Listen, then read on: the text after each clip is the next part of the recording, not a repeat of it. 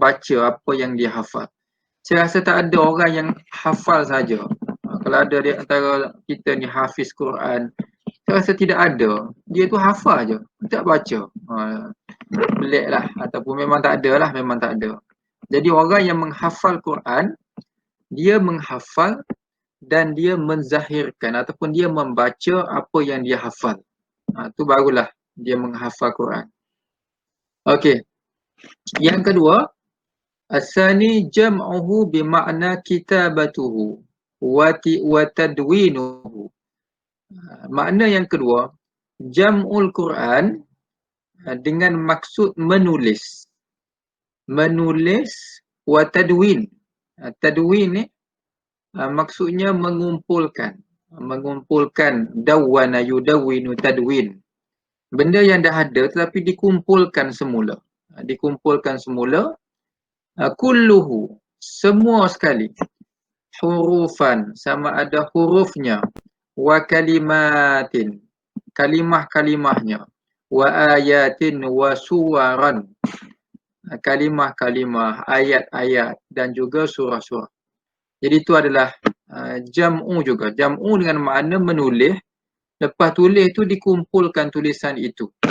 Dikumpulkan tulisan itu maksudnya dalam satu mashaf lah. Sebab dalam kalau Quran tu istilah yang digunakan apabila Quran itu ditadwinkan adalah kewujudan mashaf.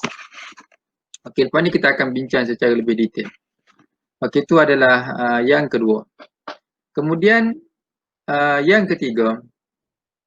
Yang ketiga, jam'uhu bimakna tasjiluhu tasjilan sautiyan.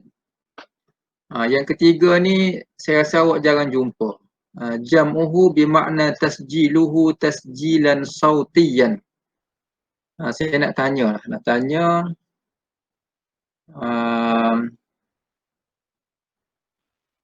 Fikri Samsudin. Ada Fikri? Ya, saya Ustaz. Okey, Fikri. Nampak tak awak guna laptop ke guna telefon?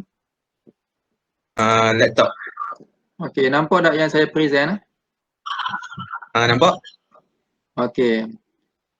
Kat situ Nampak tu yang as-salis jam'uhu bimakna tasjiluhu tasjilan sautiyan.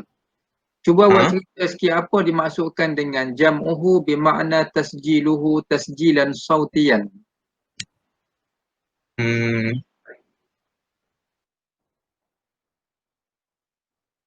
Kita diperakukan, maknanya kita mendapat perakuan secara suara.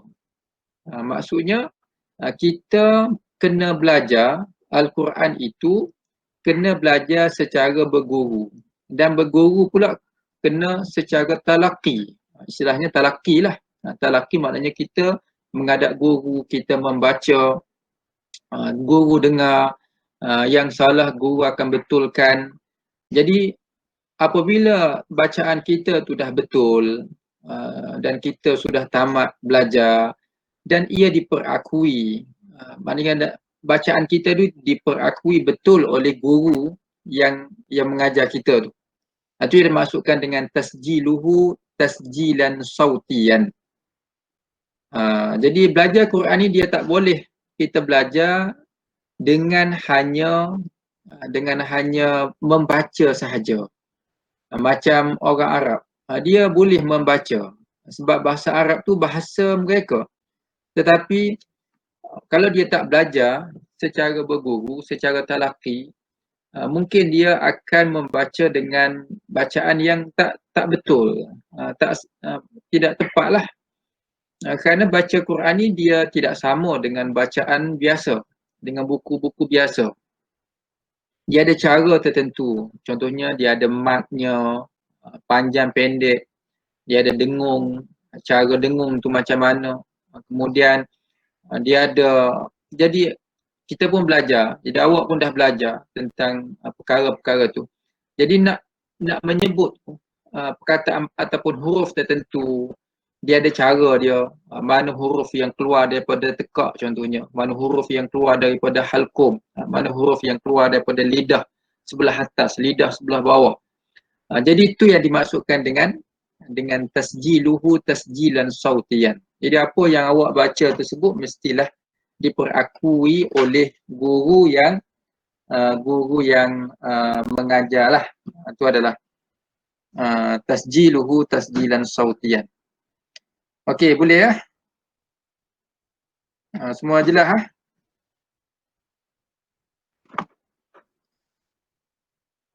Okey. Itu adalah tentang maksud jam'ul Quran. Maknanya jam'ul Quran di sini ada tiga maksud lah. Ada tiga maksud jam'ul Quran. Yang pertama tadi adalah menghafal. Menghafal dan membaca. Yang kedua, menulis dan mengumpulkan. Dan yang ketiga adalah membaca ataupun mendapat perakuan secara suara ataupun perakuan secara lisan bahawasanya apa yang kita baca itu adalah tepat, betul. Okey, itu adalah tentang maksud jam'ul Quran.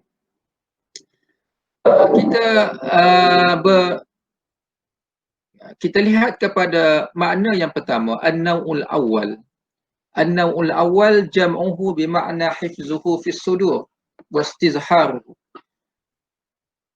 wastizharihi.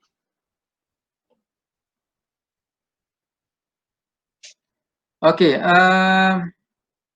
maksud jam'ul Quran dengan makna menghafal, apa dalil yang mengatakan jam'ul Quran itu dengan makna menghafal? Dalilnya dalam surah Al-Qiyamah lah. Surah Al-Qiyamah, kalau saya rasa semua nampak lah. Ayat la tuharrik bihi lisanaka lita'jala bih inna alaina jam'ahu wa qur'anah fa idza qara'nahu fattabi' qur'anah. Itu ayat. Dalam ayat tu ada perkataan jam'u, iaitu jam'ahu. Jadi perkataan jam'ahu di sini dia memberi maksud menghafal. Sesungguhnya ayat ni dia ada latar belakang ayat dia ataupun ada sebab nuzul ayat dia. Ayat ni diturunkan kepada Nabi sallallahu alaihi wasallam ketika mana apabila Allah tegur Nabi, sebab apabila diturunkan wahyu ataupun Al-Quran itu dibacakan kepada Nabi, Nabi nak segera membaca, maknanya nak cepat-cepat membaca. Jadi Allah menegur Nabi, la tuharrik bihi lisanaka lita'jala bih. Jangan kamu menggerakkan dengannya lidah kamu supaya cepat membaca, nak cepat membaca ayat tersebut. Inna alaina jam'ahu wa qur'anah. Sesungguhnya menjadi kewajipan ke atas kami mengumpulkan. Mengumpulkan di sini menghafal. Maknanya Allah memasukkan ni melalui perantaraan malaikat Jibril. Sebab Nabi dia menghafal tidak seperti kita lah.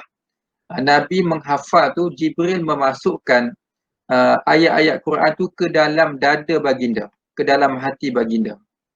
Baginda tak tahu daripada kosong, dengan diturunkan wahyu tu, baginda, yakni Nabi Muhammad sallallahu alaihi wasallam dapat membaca dan dapat ingat ayat yang diturunkan itu dan boleh membaca ayat yang diturunkan itu. Inna alaina jam'ahu. Siapa yang mana malaikat Jibril memasukkan ayat tersebut ke dalam hati Nabi dan Nabi boleh membaca ayat tersebut. Fa idza qara'nahu fattabi' qur'anah. Dan apabila kami membacanya maka ikutilah bacaannya. Summa inna alaina bayanah. Jadi itu ayat yang menceritakan ataupun memberi maksud mengumpulkan Al-Quran di dalam hati baginda sallallahu alaihi wasallam ataupun menghafal. Nabi menghafal Al-Quran. Cuma dia berbeza dengan kita lah. Kita menghafal Quran tidak seperti Nabi. Kita menghafal Quran tu bagaimana Quran boleh masuk dalam hati kita adalah dengan cara kita mengulang-ulang. Kita mengulang ayat. Mungkin satu ayat tu kita baca berulang-ulang kali, jadi kita dapat ingat. Jadi Quran tu masuk ke dalam hati kita dan kita boleh membaca semula bacaan tersebut tanpa melihat kepada Al-Quran, melihat kepada mushaf Al-Quran. Itu cara kita menghafal lah. Fal muradu bil jam'i huna al-hifzu fis sudur. Jadi yang dimaksudkan dengan jam'u di sini adalah mengumpulkan di dalam dada. Dan perkara ini ditafsirkan oleh hadis ataupun diceritakan oleh Ibnu Abbas radhiyallahu anhu tentang latar belakang penurunan ayat tersebut sebagaimana yang saya jelaskan tadilah.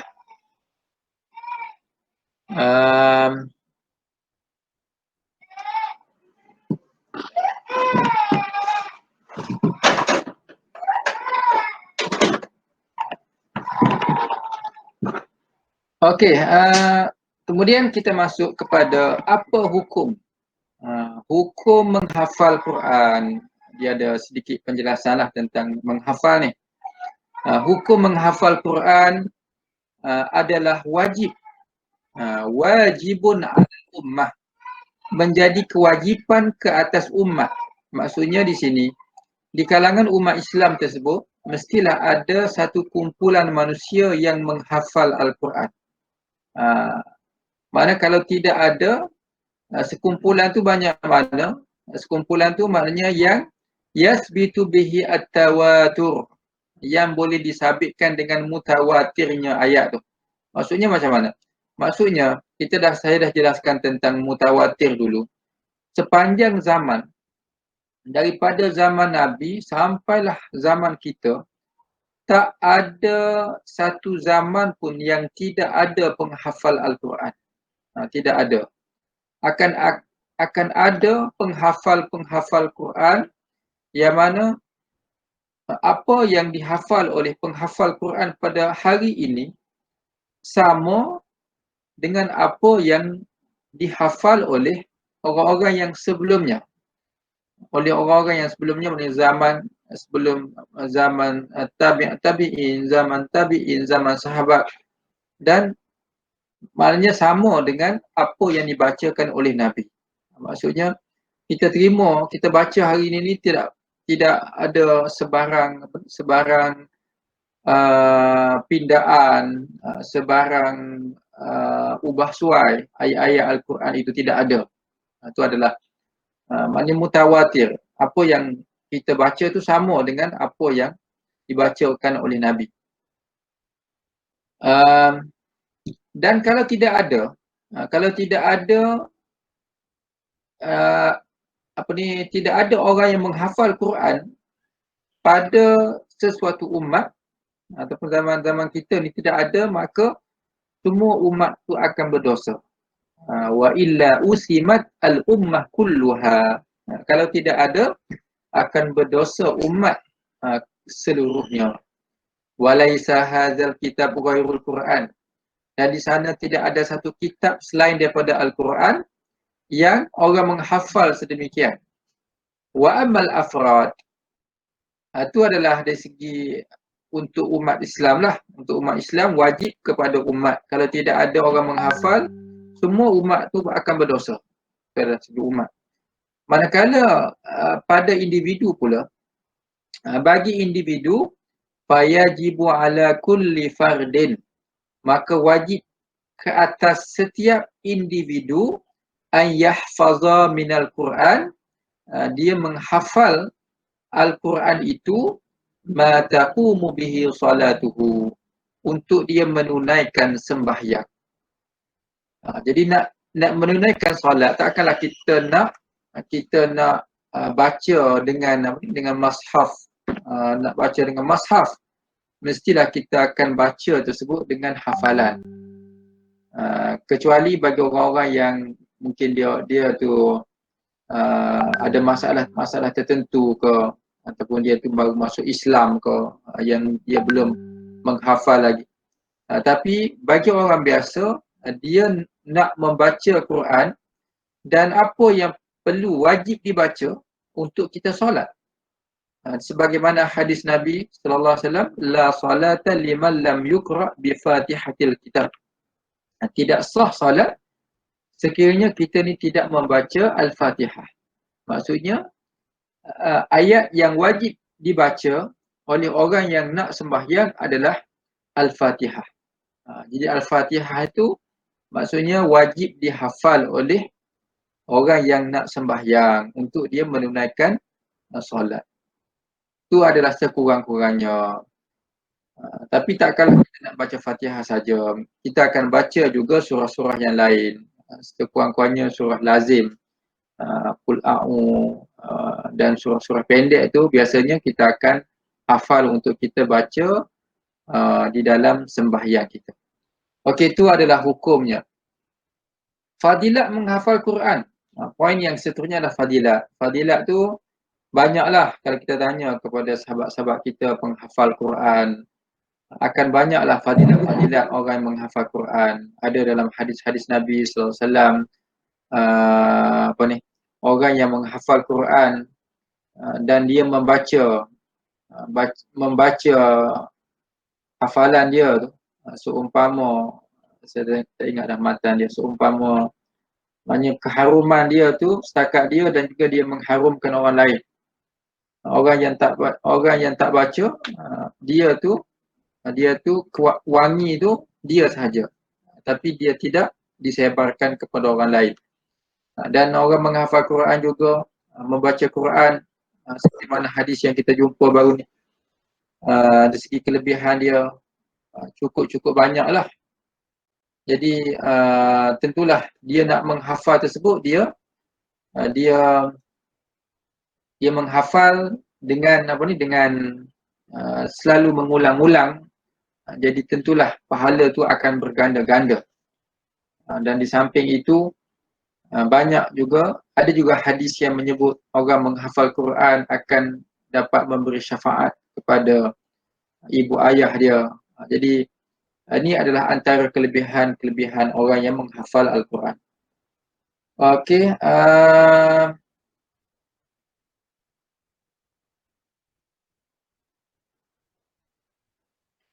hifzu. Kemudian kita akan lihat kepada bagaimana Nabi menghafal Quran. Seperti mana yang saya jelaskan tadi, Nabi menghafal Al-Quran itu tidak sama dengan kita menghafal Quran. Sebab Nabi itu disampaikan, Al-Quran itu dibacakan kepada Nabi dan Nabi menerima Al-Quran itu dan Nabi boleh ingat ayat-ayat yang disampaikan itu, yang dibacakan itu. Bagaimana ayat tadilah. Kemudian di kalangan sahabat pun, sahabat-sahabat mereka ni saling berlumba untuk membaca Al-Quran. Mereka saling berlumba lah untuk membaca Quran, mentadabbur ayat-ayat Al-Quran, mengamalkan ayat-ayat Al-Quran. Wa kanu yuhjaruna lazizul manam. Berbeza dengan kita. Mereka ini sanggup meninggalkan keenakan tidur di waktu malam dan mengutamakan qiyamul lail dan tahajud dengan membaca Al-Quran. Sahabat-sahabat ni memanglah kalau kita tengok riwayat-riwayat, mereka ni qiyamul lail, berjaga malam, membaca Quran. Jadi ini adalah amalan-amalan sahabat. Hatta kana yusma'u li buyutihim dawiyun kadawiyun nahli litilawatihimul Quran. Sehingga didengari di rumah mereka seumpama bunyi-bunyi lebah, suara-suara lebah. Ini ada dalam riwayat.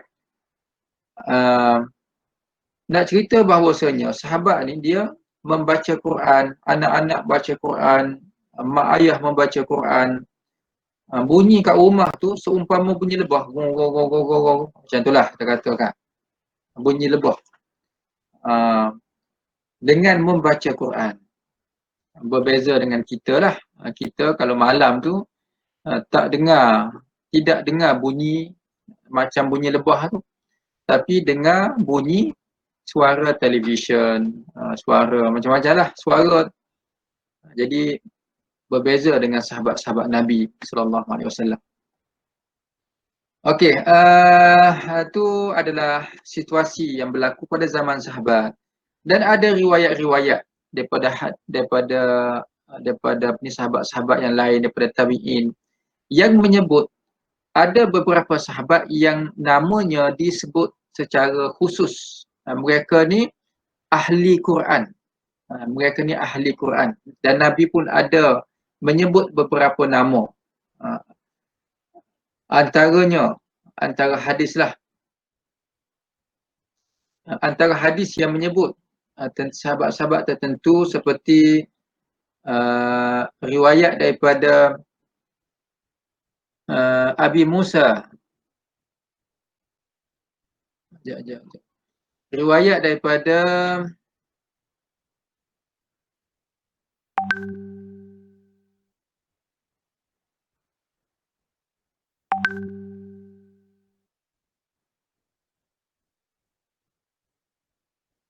ni. Faminal muhajirin allazi hafazul Quran kulluhu Abu Bakar. Antara golongan muhajirin yang menghafal Quran secara sempurna seperti Abu Bakar, Umar, Uthman, Ali, Talhah, Sa'ad ibnu Mas'ud, Huzaifah, Salim maula Abi Huzaifah, Abu Hurairah, Abdullah bin Amr ibnu Abbas, Amr bin Al-As wa ibnatuhu, Amr bin Al-As dan juga Abdullah bin Amr, Muawiyah, Abdullah bin Az-Zubair, Abdullah bin As-Sa'ib wa Aisyah, wa Hafsah wa Ummu Salamah radhiyallahu anhum ajma'in. Jadi nama-nama ni ada dalam riwayat-riwayat. Dan ada di kalangan Ansar, dalam riwayatnya disebut Ubadah bin As-Samit wa Ubay bin Ka'ab, Mu'az bin Jabal, Zaid bin Sabit, Fadalah bin Ubaid, Maslamah bin Makhlad, Abu Darda, Anas bin Malik, Abu Zaid bin As-Sakan radhiyallahu anhum ajma'in. Ini di kalangan tabi'in. Dan adalah riwayat-riwayat tersebut. Okey, jadi saya tak naklah baca riwayat-riwayat tersebut. Awak boleh tengoklah dalam buku yang saya dah tunjukkan ini tentang riwayat nama-nama yang disebutkan tadi. Mungkin ada satu persoalan. Adakah hanya ini sahaja sahabat-sahabat yang menghafal Quran? Di kalangan ribuan sahabat, adakah nama-nama ini sahaja yang menghafal secara keseluruhan Al-Quran? Mungkin ada orang tanya macam tu. Jadi mungkin persepsi dia, macam tu lah kita kata, sikit ni ke? Tu contohnya macam tu. Tapi dijawab oleh ulama, sebenarnya walaupun nama tersebut tu hanya sebahagian itu adalah sebagai contoh antara nama-nama sahaja. Bahkan di kalangan sahabat Nabi itu ramai lagi yang menghafal Quran. Banyak lagi lah yang tak disebutkan namanya tu. Abdullah bin Abbas, Zaid bin Sabit dan sebagainya tu. Mereka ni adalah ahli-ahli Al-Quran. Walaupun nama mereka tak disebut dalam riwayat. Tetapi lebih ramai sahabat-sahabat yang menghafal Al-Quran. Bahkan mereka ini boleh membaca Al-Quran dengan sangat-sangat baik. Itu adalah secara umumnya, saya tak nak panjangkanlah perkara tersebut. Okey, itu adalah tentang sahabat-sahabat Nabi sallallahu alaihi wasallam. Okey, kemudian seterusnya di kalangan tabi'in pun apabila kita dah bincang dulu antara ilmu yang pertama yang berkembangnya adalah ilmu menghafal Quran. Sebab ilmu ulum Quran lah, ilmu ulum Quran adalah ilmu yang menghafal Quran. Sebab itu ilmu ini digunakan untuk membaca Quran. Masa tak tahu baca, tak tahu menulis tu, orang menghafal Quran. Jadi ia adalah dihafal oleh sahabat-sahabat Nabi, oleh di kalangan tabi'in pun sama. Banyak di kalangan tabi'in tu yang belajar Al-Quran daripada sahabat-sahabat. Dan di sana ada 3 pusat pengajian Al-Quran pada zaman tabi'in, yang mana gurunya adalah sahabat-sahabat Nabi. Yang pertamanya adalah di Mekah, di Madinah sendiri. Di Madinah sendiri, yang mana gurunya adalah Ibnu Mas'ud Ibnu Mas'ud, guru di Madinah iaitu Ubay bin Ka'ab. Ubay bin Ka'ab, dia ni kekal di Madinah dan dia menjadi guru kepada generasi-generasi baru di kalangan tabi'in. Untuk belajar Quran, ramai di kalangan generasi baru tu yang belajar Al-Quran daripada Ubay bin Ka'ab. Itu adalah pusat, dia kata pusat pengajian Al-Quran di Madinah.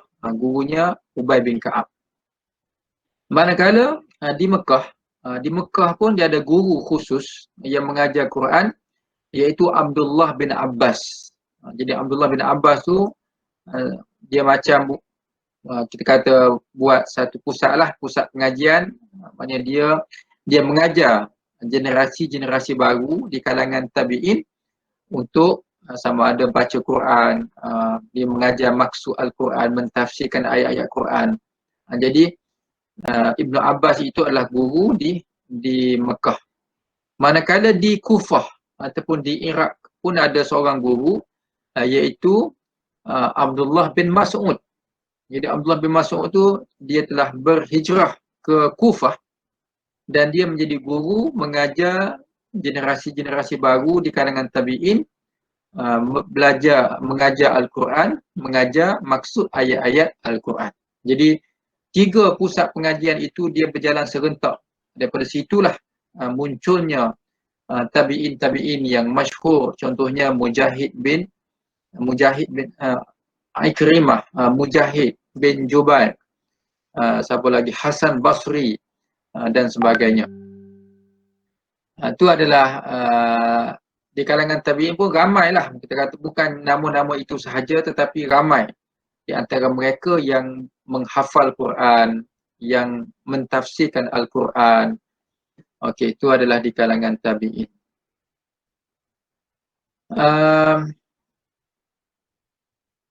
Okey. Habislah untuk yang pertama, jenis yang pertama. Boleh faham jelas jenis yang pertama. Okay, kemudian kita akan masuk kepada An-Naw'us Tsani. An-Naw'us Tsani. Kita take 5 dulu.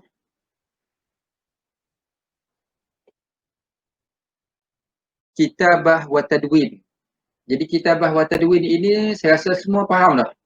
Sebab apa yang diceritakan tadi itu sebenarnya dalam bentuk kitabah dan tadwin. Zaman Nabi macam mana, zaman sahabat macam mana. Sahabat pula dia ada zaman Abu Bakar, zaman Usman, apa yang disebut tadi tu oleh siapa tadi?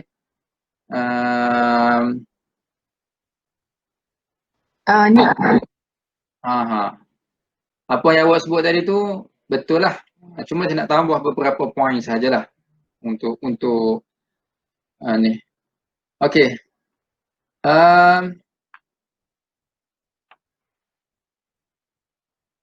Jenis yang kedua ini ada beberapa, kita kata beberapa zaman lah ataupun beberapa, itu zaman Nabi lah. Zaman yang pertamanya zaman Nabi.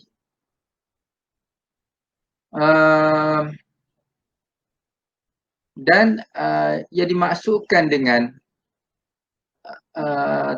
ketiga, maknanya Jam'ul Quran pada zaman ini seperti mana dalam slide ni, ada 3 peringkat. Zaman Nabi, zaman Abu Bakar, zaman Usman. Dan setiap peringkat itu dia ada pengertian masing-masing. Walaupun namanya Jam'ul Quran tetapi ada pengertian tersendiri. Okey, contohnya zaman Nabi Jam'ul Quran tu dia dalam bentuk dalam bentuk kitabah. Kitabah wa tadwin. Kitabah wa tadwin dah ada dah sebenarnya. Tapi mashaf belum wujud lagi. Tadwin pula dia bukan tadwin dalam mashaf tetapi tadwin mengikut ayat yang diturunkan. Dia ada riwayat yang berkenaan dengan perkara tersebut. Okey, zaman Nabi ni, Nabi telah melantik satu jawatan khusus. Jawatan khususnya yang yang disebut sebagai kutabul wahyi. Kutab tu maknanya penulis wahyu. Jadi penulis wahyu ni dia ramai. Dia bukan beberapa sahaja, ada ramai penulis wahyu ni. Antaranya Al-Khulafaul Arba'ah. 4 khalifah Abu Bakar, Umar, Uthman, Ali tu salah satu jawatan mereka adalah penulis wahyu. Kemudian ada Zaid bin Sabit. Ini generasi barulah. Zaid bin Sabit, Ubay bin Ka'ab, Muawiyah bin Abi Sufyan, Yazid bin Abi Sufyan, Khalid bin Sa'id bin Al-Asi, Hanzalah bin Ar-Rabi', Az-Zubair bin Al-Awwam, Amir bin Fuhairah, Amr bin Al-As, Abdullah bin Ibn Al-Arqam, Al-Mughirah bin Syu'bah, Abdullah bin Rawahah, dan beberapa lagi.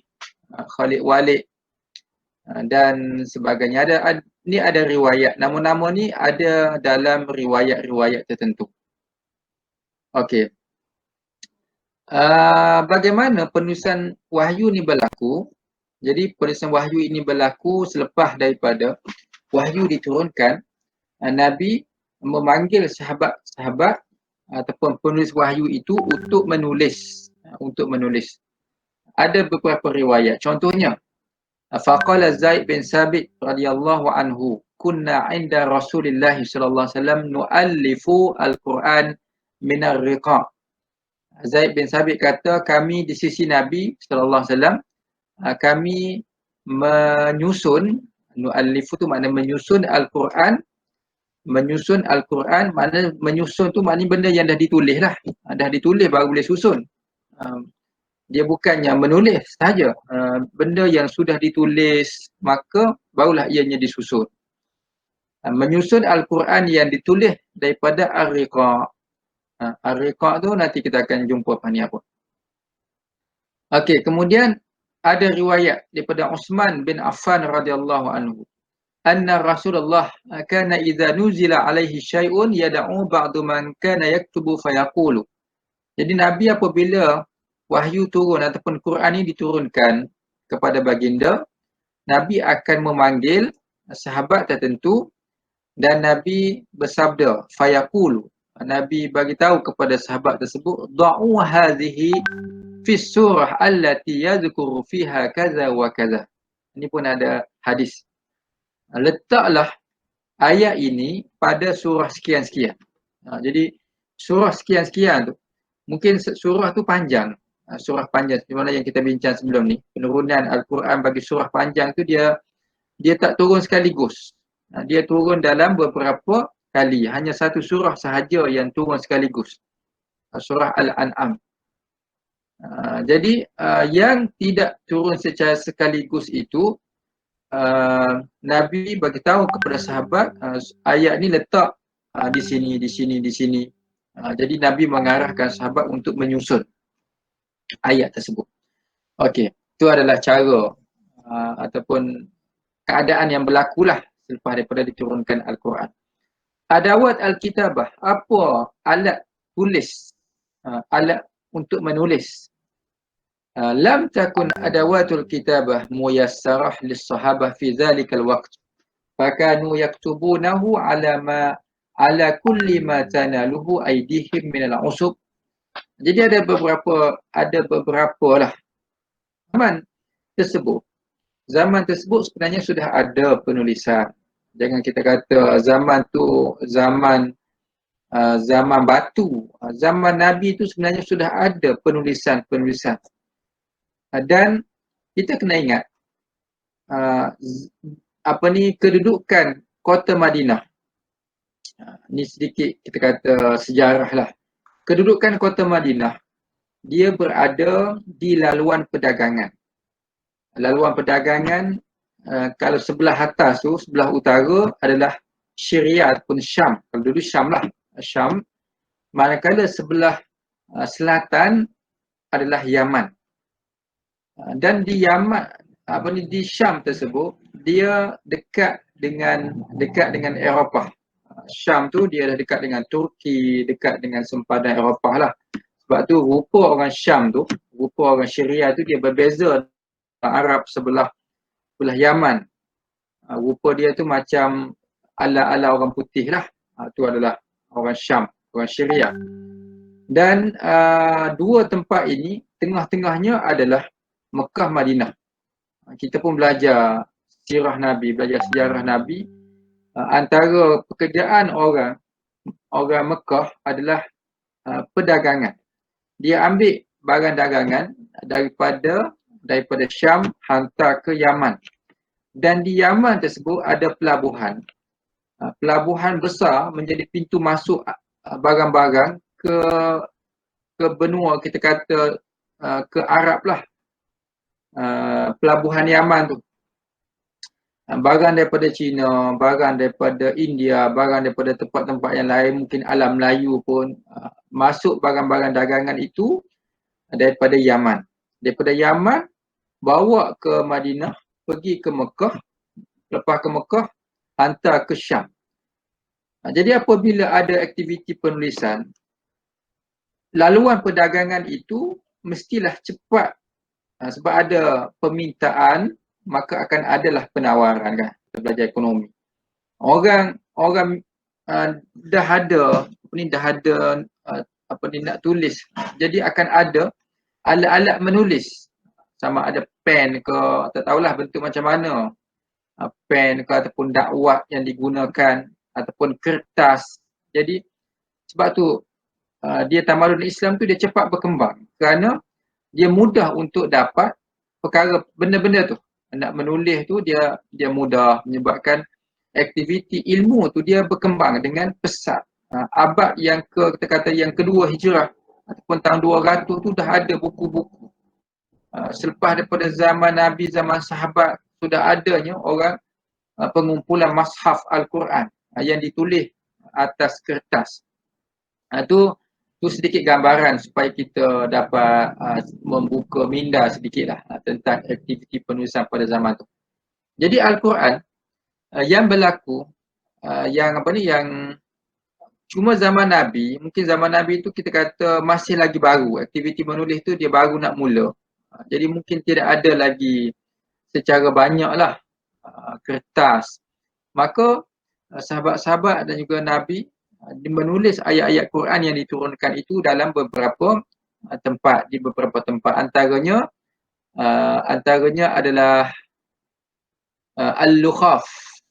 Al-Lukhaf maknanya Al-Hijarah Ar-Raqiqah, iaitu batu lepir, batu yang lepir.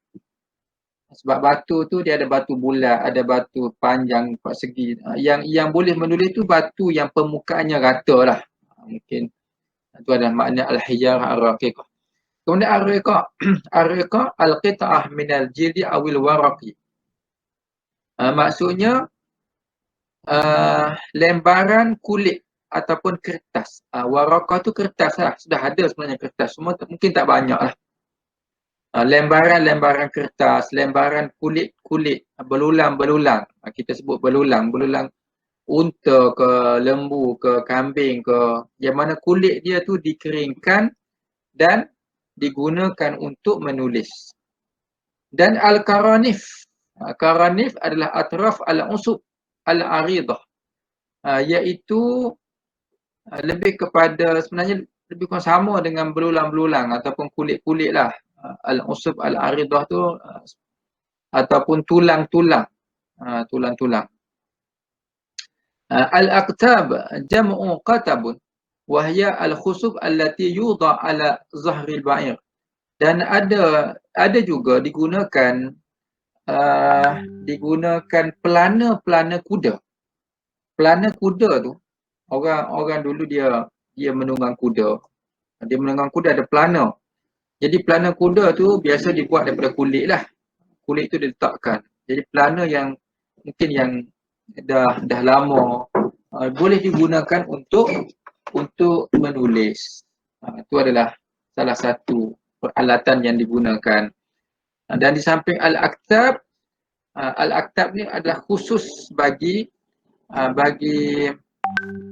tulang azmun arid lil ibil, tulang-tulang unta, tulang-tulang tulang-tulang kata yang lepir, tulang di bahagian-bahagian tertentulah. Di bahagian, contohnya di bahagian kalau awak sembelih lembu tu dia ada tulang-tulang yang rusuk ke, tulang rusuk, bukan tulang rusuk, tulang yang permukaannya agak rata. Ni juga boleh digunakan untuk untuk menulis. Mungkin dia tak banyak lah, tulang ni terhad. Yang banyak saya rasanya adalah daripada pelepah-pelepah tama lah. Pelepah-pelepah tama. Okay. Al-Qaranif tu sebenarnya pelepah-pelepah tama. Al-Qaranif, Atraf, Al-Usub, Al-Aridah, pelepah-pelepah tama. Yang kita pelepah ataupun pelepah kelapa. Pelepah tu dia ada, dia agak panjang ataupun dia agak lebar, sesuai untuk digunakan untuk menulis. Okey, itu adalah peralatan yang digunakan. Kemudian seterusnya, apa keistimewaan jam'ul Quran pada zaman Nabi? Apa istimewa jam'ul Quran pada zaman Nabi? Katabal Quran fi ahdi Rasul 'ala al-ahraf as-sab'ah. Penulisan Al-Quran pada zaman Nabi, ditulis Al-Quran itu dengan tujuh huruf. Sab'atu ahraf. Sab'atu ahraf ini bermaksud dia ada hadis Nabi sallallahu alaihi wasallam yang mana Nabi bersabda, unzil al-Quran ala sab'atu ahraf. Diturunkan Al-Quran itu dengan 7 bentuk. Ahraf itu adalah bentuk bacaan lah, kita boleh terjemah sebagai bentuk bacaan. Bacaan yang paling fasihnya adalah bacaan Arab Quraisy. Itu bacaan yang paling fasih. Dan Allah membenarkan Al-Quran dibaca dengan beberapa bentuk bacaan yang lain. Bentuk bacaan ni mungkin ada syarah ataupun ada penjelasan ulama. Ada yang mengatakan di kalangan bangsa Arab tu ada beberapa golongan ataupun beberapa puak yang mana bahasa mereka tu agak sedikit berbeza, bukan berbeza banyak pun, sedikit berbeza dengan bahasa Quraisy. Jadi mereka nak sebut sesuatu perkataan mungkin agak susah. Jadi kat situ diberi keringanan untuk mereka membaca perkataan-perkataan tertentu, ayat-ayat tertentu dengan bahasa mereka. Bahasa, contohnya kita orang Melayu lah. Orang Melayu pun ada banyak lahjah, banyak dialek. Kalau lepas ni ada mungkin daripada orang daripada Kedah ke, Terengganu ke, Kelantan ke, Negeri Sembilan ke, dia nak bentang paper ataupun nak bentang assignment, mungkin akan terkeluar perkataan-perkataan dialek masing-masing. Kenapa? Kerana kita hidup dengan suasana di tempat kita mungkin berbeza dengan sebutan yang kita kata yang fasih. Menyebabkan kita nak sebut satu perkataan tu kita agak susah. Jadi kita gunakan perkataan-perkataan tu contoh mudahlah bagaimana bentuk bacaan. Daripada situlah berkembangnya ilmu qiraat, cara bacaan. Okey, itu secara umum. Okey, kemudian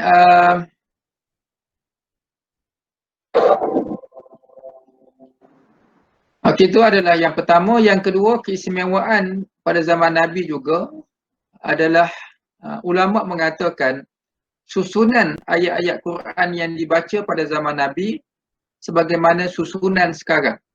Tadi ada hadis tadi, dari apabila walaupun ayat Quran ni dia turunnya tak kita kata bukan dalam turutan, tetapi untuk membacanya berdasarkan kepada turutan surah ayat-ayat dalam surah tersebut. Contohnya kita kata, kita ambillah ni sebagai contoh lah, surah Al-Baqarah. Turunnya dia tak turun sekaligus. Dia turun dalam tempoh yang agak lama sedikit. Tapi apabila diturunkan, Nabi arahkan supaya letak sekian-sekian. Jadi Nabi baca pun ikut turutan ayat sebagaimana yang kita baca hari ini. Walaupun turunnya tidak sekaligus. Okey, itu adalah tentang, jadi ulama ijma' bahawasanya apa yang ditulis ataupun yang disusun tersebut sebagaimana sekarang lah, sebagaimana sekarang. Yang ketiga, ba'du ma kataba fi ahdi Rasul nusikhat tilawatuhu. Sebahagian daripada ayat yang ditulis pada zaman Nabi itu sudah dimansuhkan bacaannya, tetapi ayat tersebut masih kekal dalam bentuk tulisan. Sebab apabila ditulis, dia tidak dipadamlah, dia kekal dalam bentuk tulisan. Tetapi bacaan tersebut dimansuhkan. Maknanya ni proses seterusnya pada zaman Abu Bakar, apabila nak susun mushaf zaman Abu Bakar tidak mengambil ayat-ayat yang dimansuhkan itu. Hanya ditulis semula ayat-ayat yang tidak dimansuhkan. Okey, tetapi pada zaman Nabi itu yang dimansuhkan juga ditulis. Kerana bentuk tulisan tu dia kekal. Okey, yang keempat,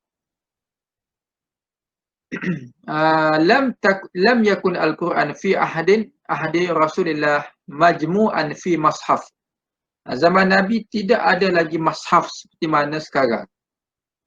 Kerana Quran yang ditulis itu di tempat-tempat tadi tu, yang ditulis di Ar-Riqa, Al-Aktaf, Al-Likhaf dan sebagainya. Jadi dia belum lagi dikumpulkan dalam satu mashaf. Jadi tidak ada lagi mashaf pada zaman Nabi.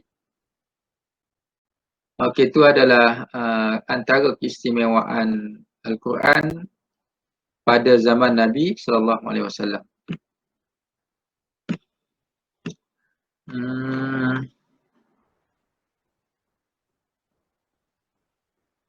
Yang ni awak baca sendirilah, cuba tengok lepas ni. Sebab apa? Satu persoalan. Wala'alla tas'al ba'da haza limaza. Kerana apa tidak dikumpulkan Al-Quran dalam satu mashaf pada zaman Nabi? Sebab apa? Dia ada beberapa sebab lah. Ni awak boleh baca lah. Okey, saya tinggalkan yang ni. 1, 2, 3, 4. Ada 4 sebab mengapa Quran tidak dikumpulkan dalam satu mashaf pada zaman Nabi. Lepas ni kita akan bincang pula tentang jam'ul Quran fi ahdi Abi Bakar As-Siddiq radhiyallahu anhu. Okey, ada apa-apa soalan nak tanya?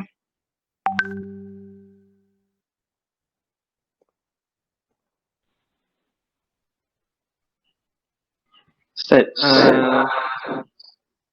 maksudnya pada zaman Nabi ada, tapi pada zaman Abu Bakar dia tak tulis ayat mansuh tu.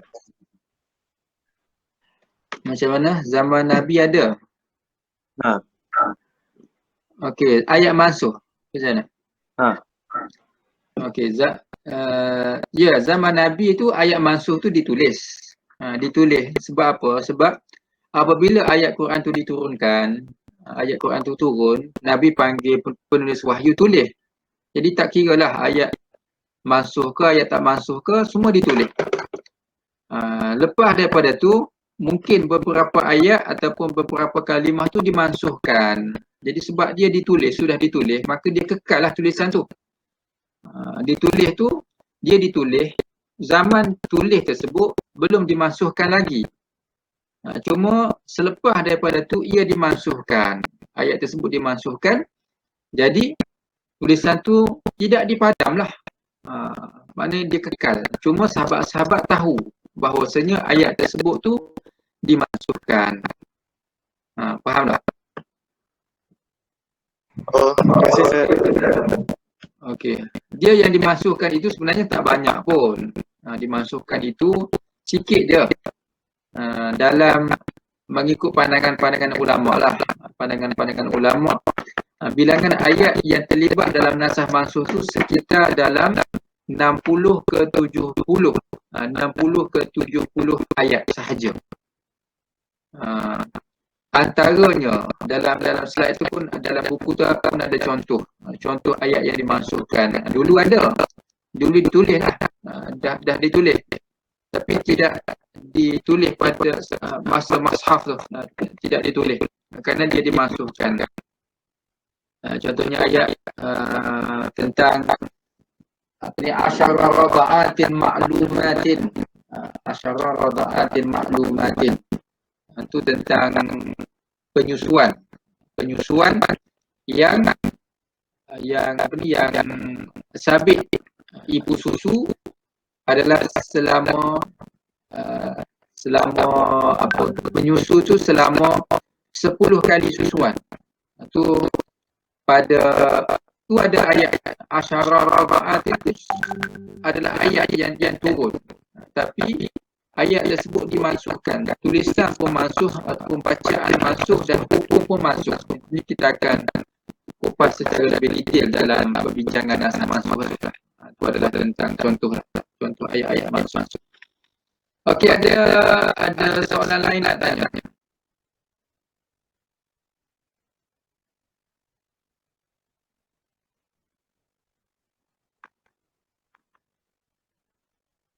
Ada.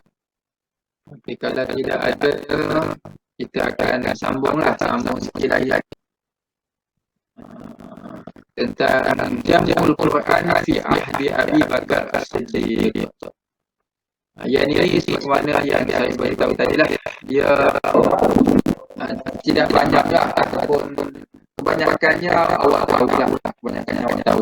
Sebab kalau silibus baru tu atau silibus SPM ke atau silibus SAM ke SPM ke, dia fokus kepada yang ini. Jamul Quran pada zaman sahabat. Pada zaman sahabat, cerita dia ada perkara yang berlaku. Dia ditulis di sini. Zaman sahabat ni zaman Abu Bakar. Dia ditulis ni.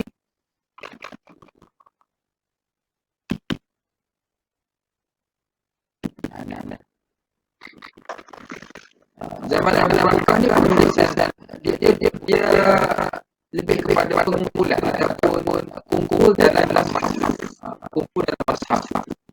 Sebab tulis ni adalah penulisan itu. Cuma dia maksud jamul Quran zaman Abu Bakar adalah dalam bentuk mengumpulkan dalam satu mashaf, menulis dengan mengumpulkan ayat-ayat itu dalam satu mashaf. Itu yang disebutkan dengan jamul Quran pada zaman Abu Bakar. Sebab apa perkara berlaku? Sebab perkara yang berlakunya kita tengok kepada satu kisah. Kisah ini daripada riwayat yang Al-Bukhari, maknanya daripada hadis sahih. Cerita daripada Zaid bin Sabit sumber. Saya hanya ambil sumber saja. Berani kita tahu berdasarkan tulisan, tadi kena ambil sumber. Waslah dengan rawah Al-Bukhari sahihi an Zaid bin Sabit radhiyallahu anhu qala sahabat Zaid bin Sabit kata, maknanya cerita daripada Zaid bin Sabit. Arsala ilaihi Abu Bakar Mamazal ahli Yamamah fa idza Umar bin Al-Khattab radhiyallahu anhu fa idza Umar bin Al-Khattab indahu, maksudnya sampailah berita kepada Abu Bakar tentang peristiwa pembunuhan penduduk Yamamah, peperangan zaman Abu Bakar kan dia ada dua peristiwa besar. Abu Bakar ambil pembunuhan Abu Bakar menghantar telur orang yang tak bayar zakat, dan juga turunan yang Sailah Al-Zakat atau saya yang mamah ni yang mamah membayar zakat. Kata zakat wajib dah selepas Nabi wafat. Jadi apabila orang kata perkara yang wajib kita tak zakat wajib, maknanya dari segi hukum mereka telah murtad, mereka telah keluar daripada Islam. Sebab benda yang ada dalam Quran mereka ini mereka tak nak buat, bukan tak nak buat saja, tapi mereka kata perkara tersebut tak wajib, maka maksudnya hukumnya mereka boleh diperangi orang yang macam tidak tu dah selewek. Macam contohnya orang kata sembahyang wajib, sembahyang. Orang yang tak sah sembahyang dia berdosa. Tapi kalau dia tidak mengingkari wajib sembahyang, dia masih lagi dalam agama Islam lah, keluar daripada agama Islam walaupun dia tak sembahyang. Dari segi hukumnya macam itulah. Kalau kata sembahyang tu tak wajib, dia tak sembahyang. Dan dia kata sembahyang tak wajib, maka dari segi hukum tu dia dah keluar daripada Islam. Kerana dia menghalalkan perkara yang haram, mengharamkan perkara yang halal. Dia tak, dia dah keluar daripada agama Islam. Maka boleh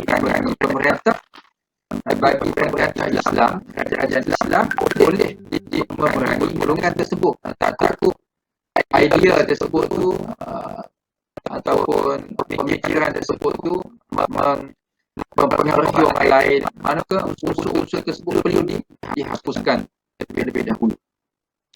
Okey, jadi apabila sampai berita tu, Sayyidina Umar tu ada bersama. Qala Abu Bakar radhiyallahu anhu, inna Umar atani faqala. Jadi Abu Bakar pun ceritalah kepada aku. Abu Bakar pun berkata, inna Umar atani faqala. Sesungguhnya Sayyidina Umar datang kepada aku dan dia kata, inna qatla qad istahar yawm al-yamamah bi qira' al-Quran.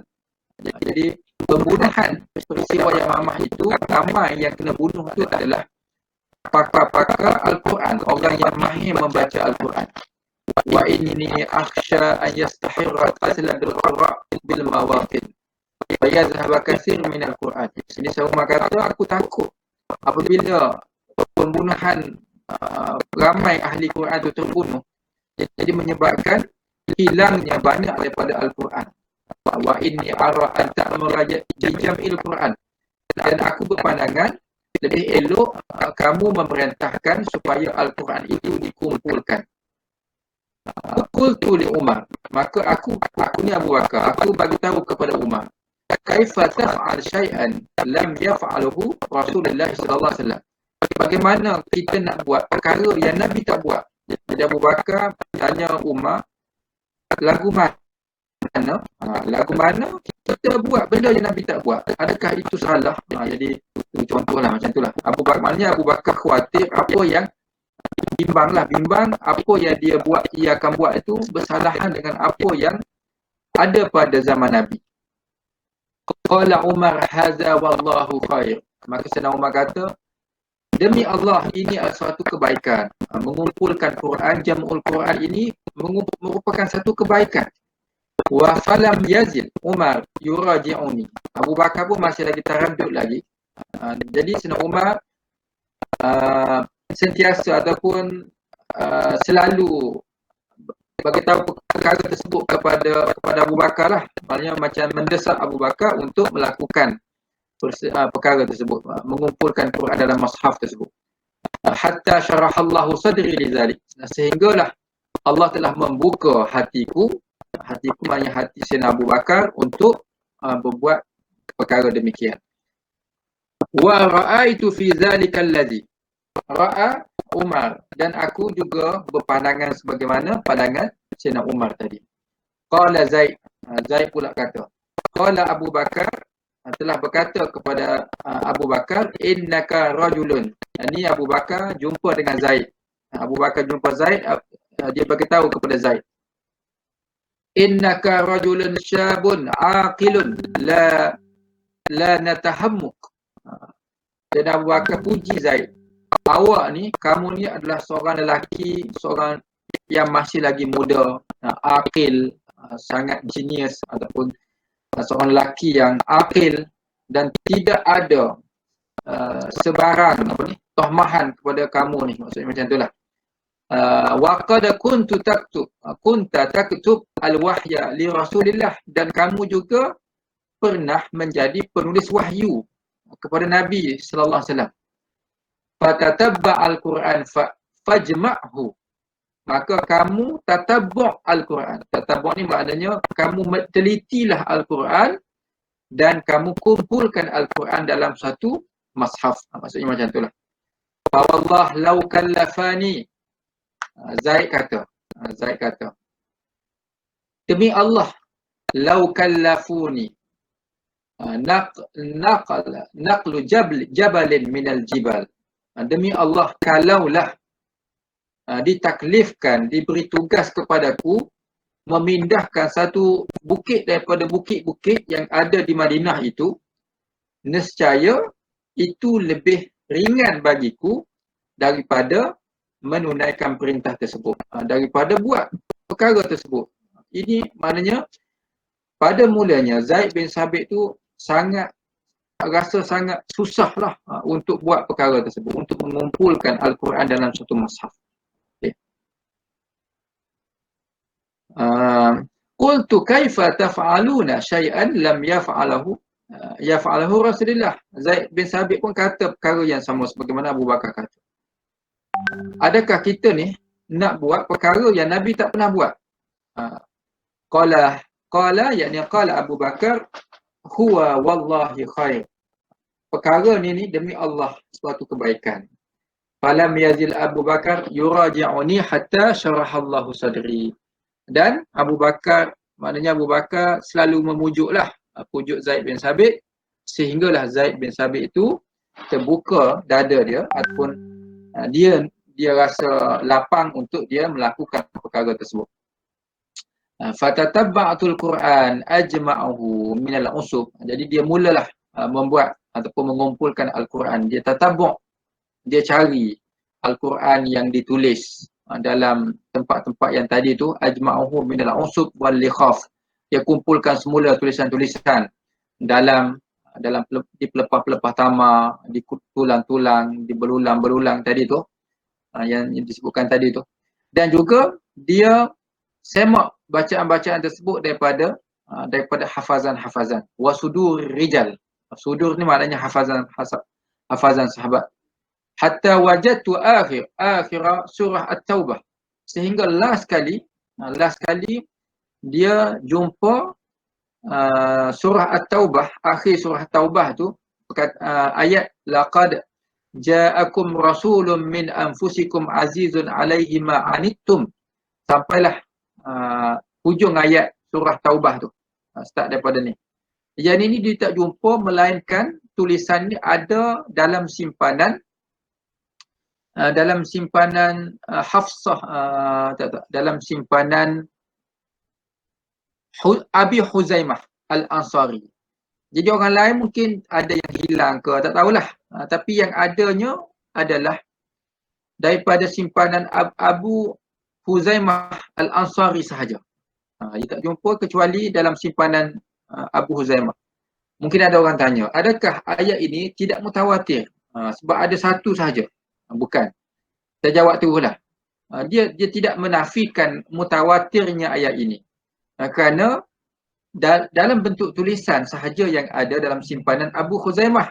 Tetapi dalam bentuk hafazan, kita kata ramai sahabat yang menghafal.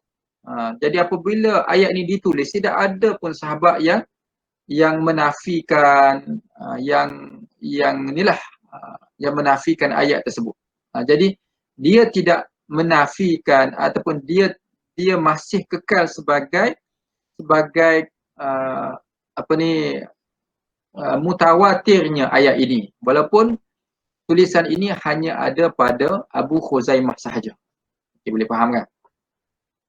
Fakanat as-suhuf 'inda Abi Bakar. Jadi jadilah daripada perkara tersebut, jadilah ianya satu suhuf ataupun satu mushaf, dan ia dipegang oleh Abu Bakar sehinggalah Abu Bakar wafat. Abu Bakar wafat tu tak lama selepas daripada selesai penulisan itu.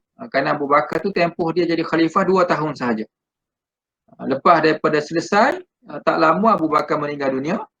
Dan apabila Abu Bakar meninggal dunia, mushaf tersebut dipegang oleh anak Abu Bakar, iaitu isteri Nabi SAW, iaitu Hafsah bin bukan anak Abu Bakar, dipegang oleh anak Sayyidina Umar. Oleh anak Sayyidina Umar, Hafsah bin Umar radhiyallahu anhu. Okey, itu adalah cerita ataupun riwayat sumber utama bagaimana proses pengumpulan Al-Quran pada zaman Abu Bakar itu berlaku. Itu adalah sumber dia. Bila perkara ni berlaku? Perkara ni berlaku pada tahun yang kedua. Pada tahun yang bukan tahun yang kedua, pada tahun yang ke-12. As-saniyatu asyar minal hijrah. Pada tahun yang ke-12 daripada, maknanya 2 tahun, setahun lebih lah. Setahun lah kita kata, setahun selepas daripada kewafatan Nabi. Sebab mengapa dipilih Zaid bin Sabit? Tadi dah dijelaskan, cuma dia nak jelaskan satu persatu. Annahu kana huffaz al-Quran. Dia ni penghafal Quran. Dia, Zaid bin Sabit ni hadir bersama dengan Nabi ketika mana Nabi tilawah bersama dengan Jibril pada hayat terakhir Nabi. Pada tahun terakhir Nabi itu, Nabi semak ayat-ayat yang diturunkan itu bersama dengan Jibril, dan hadir bersamanya adalah Zaid bin Sabit. Annahu syahida, maknanya dia tu ada bersama. Kemudian annahu min kutabil wahyi. Zaid bin Sabit juga salah seorang penulis wahyu macam tadi. Dan dari segi peribadi Zaid bin Sabitnya adalah dia ni seorang yang akil, seorang yang sangat warak, dari segi ketakwaannya, dari segi akhlak dia, istiqamah dia dengan agama pun sangat-sangat baik. Itu sebab Zaid bin Sabit tu dipilih untuk, kita kata, untuk menulis, mengumpulkan Al-Quran dalam mashaf pada zaman Abu Bakar. Okey, manhaj Zaid bin Sabit. Bagaimana manhaj Zaid bin Sabit? Manhaj ni cara. Tadi dah dijelaskan cara dia. Jadi ada 2 cara lah. Saya cerita secara ringkas saja sebab tadi dah ada. Yang pertamanya, dengan dia tatabu' Al-Quran daripada tulisan-tulisan. Ajma'uhu minal usub wal likhaf. Itu adalah tulisan-tulisan yang ditulis tadi tu. Pelepah-pelepah tamar, tulang-tulang belulang, yang ditulis di batu-batu lepir, simpanian. Maknanya perkara ni, tulisan-tulisan ini disimpan oleh sahabat-sahabat Nabi. Sahabat-sahabat Nabi, apabila Nabi wafat, mungkin ada sahabat tu yang ambil untuk simpanan mereka, untuk mereka hafal, mereka baca, ataupun ada sahabat tu yang salin balik. Jadi itu adalah cara yang pertama. Dan juga cara yang kedua, dia tatabu'nya adalah suduri rijal, dengan bacaan hafazan sahabat-sahabat. Dan Zaid bin Sabit sendiri adalah seorang hafiz, seorang yang menghafal Quran. Jadi dia pun sebenarnya, dia boleh semak, dia pun penghafal Quran. Jadi walaupun dia ni penghafal Quran, dia tidak hanya berpegang kepada hafazannya sahaja. Bahkan dia buat yang tadilah, dia cek tulisan-tulisan, dia semak hafazan-hafazan sahabat untuk memastikan apa yang dia tulis dalam mashaf tu betul, tepat dengan apa yang diturunkan kepada Nabi sallallahu alaihi wasallam. Sebab itulah apa yang ditulis itu diterima oleh keseluruhan sahabat, yang menjadi ijma' di kalangan sahabat. Tidak ada satu pun sahabat yang tak setuju dengan apa yang ditulis pada zaman Abu Bakar tadi. Ini yang saya sebut dulu sebagai mutawatir Al-Quran.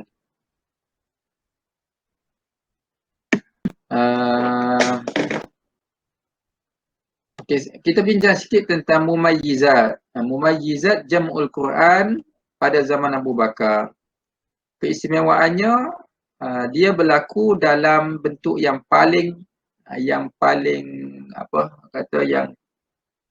sangat-sangat teliti lah. Sangat-sangat teliti. Abu Bakar ni, Zaid bin Sabit tu macam tadilah, dia semak betul-betul tulisannya, pastikan setiap yang ditulis itu ada, setiap yang dia tulis satu persatu itu ada ditulis oleh orang lain, tulisannya ada. Dan juga sama dengan bacaan hafazan sahabat-sahabat. Tu maknanya sangat-sangat teliti. Dan yang kedua, uhmilah fi hadzal jam' ma nusikhat tilawatuhu. Ni yang ditanya tadi. Maknanya ditinggalkan. Ditinggalkan dalam tulisan tersebut, dalam mushaf tersebut yang dimansuhkan tilawahnya. Walaupun ada tulisan, tapi ia adalah sudah dimasukkan bacaannya, maka dia tidak dimasukkan dalam mushaf tadi. Yang ketiga, anna hadzal jam' kana ala ma sabata fil urdatil akhirah. Jadi Zaid bin Sabit pun dia dipastikan apa yang ditulis itu dibentangkan ataupun ada dalam tadarus. Al-urdatul akhirah ni secara umumnya adalah tadarus Nabi bersama dengan malaikat Jibril pada tahun yang terakhir. Dan anna hadzal jam' kana murattibul ayat bittifaq. Tulisan ataupun mushaf Abu Bakar tu, ittifaq ulamanya adalah dia mengikut tartib ayat sebagaimana yang kita baca hari ini, dan sebagaimana sahabat-sahabat pun baca. Okey, itu adalah manakala tartib surah tu, penyusunan surah tu ada pandangan yang kata berbeza dengan Uthman, ada yang kata tak berbeza, itu ada khilaf. Tapi ittifaq susunan ayatnya adalah sama. Kemudian ittafaqal ulama ala anna kutiba naskhah wahidah. Ulama sepakat mengatakan bahawa yang ditulis itu satu naskah sahaja. Tidak banyak, hanya satu sahaja yang disimpan oleh Hafsah tu. Kemudian Abu Bakar radhiyallahu anhu lam yalzimun nas. Ni Abu Bakar dia tidak melazimi manusia, tidak memerintahkan manusia supaya ikut ataupun supaya baca apa yang ditulis. Sebab tadi saya dah sebut ataupun dah dibincangkan, dari segi bacaan tu ada beberapa bentuk bacaan, mengikut bacaan tertentu. Jadi walaupun ia ditulis, tapi dari segi bacaan tersebut dia mungkin berbeza sedikit antara bentuk-bentuk tadi tu. Sebab yang ini kita akan bincang dalam dalam penulisan pada zaman Uthman. Jadi ia ditulis tu mengikut, kita kata, ke-7 huruf. Dari segi bacaan pun orang baca tu berdasarkan kepada harfun, kepada huruf masing-masing, kepada bentuk bacaan masing-masing. Kalau dia tu contohnya dia tu daripada bukan orang Quraisy, mungkin dia baca tu tidak ada sedikit perbezaan dengan bacaan Quraisy. Kerana tadi tu itu adalah maknanya dari segi Abu Bakar dia tidak suruh ataupun tidak mewajibkan kepada orang ramai untuk membaca dengan satu bentuk bacaan sahaja. Dia boleh baca dengan bacaan-bacaan yang lain. Okey, saya rasa itulah untuk hari ini. Masa kita pun 11.40. Sebab saya ada satu soalan